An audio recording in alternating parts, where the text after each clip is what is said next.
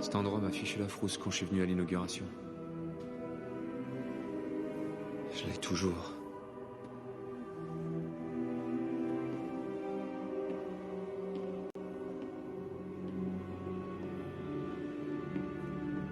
Vous êtes assez près, inspecteur. On n'est pas enregistré. Désolé, mais un homme dans ma situation ne survit qu'en prenant toutes les précautions. Vous avez des infos à nous donner? Non, vous possédez déjà les informations, vous avez chaque nom, chaque date en tête. Ce que vous voulez, ce qui vous fait défaut, c'est une histoire. Une histoire peut être vraie ou fausse. Je vous laisse en juger par vous-même, inspecteur. Notre histoire commence, comme souvent les histoires de ce genre, avec un jeune politicien plein d'avenir. Il est profondément croyant et aussi membre du Parti conservateur.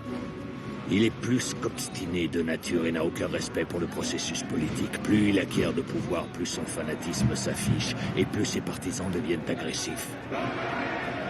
Finalement, son parti initie un projet spécial au nom de la sécurité nationale.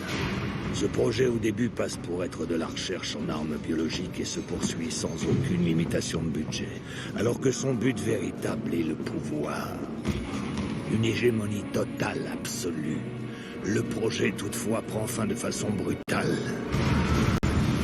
Mais les efforts des protagonistes n'ont pas été vains. Une nouvelle technique de guerre est née du sang de l'une des victimes. Imaginez un virus, le plus terrifiant qui puisse exister, et ensuite imaginez que vous, et vous seul, ayez le remède. Si votre but ultime est le pouvoir, comment utiliser au mieux une telle arme? C'est ici que dans notre histoire, le loup sort du bois. C'est un homme, apparemment sans conscience, pour qui la fin justifie toujours les moyens. Et c'est lui qui suggère que leur cible ne devrait pas être un ennemi du pays, mais plutôt le pays lui-même. Pour maximiser l'effet de l'attaque, 3 cibles sont choisies. Une école, une station de métro et un centre d'épuration. Plusieurs centaines de morts dès les premières semaines. Nous apprenons que Treewaters a bien été contaminé. Les autorités font tout pour endiguer l'expansion meurtrière du virus. A déclenché une vague de destruction dans les stations de métro. Alimentés par les médias, la peur et la panique se répandent rapidement, déchirant et divisant le pays jusqu'à ce qu'enfin le but véritable devienne évident.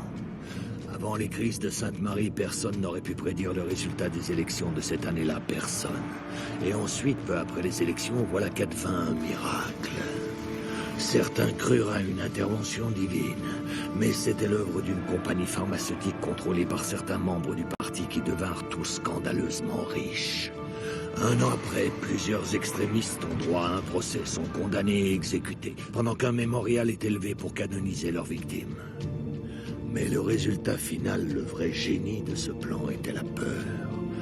La peur devint l'instrument suprême de ce gouvernement et le moyen pour notre jeune politicien de se faire nommer pour tenir le poste nouvellement créé de haut chancelier. Le reste, comme on dit, appartient à l'histoire.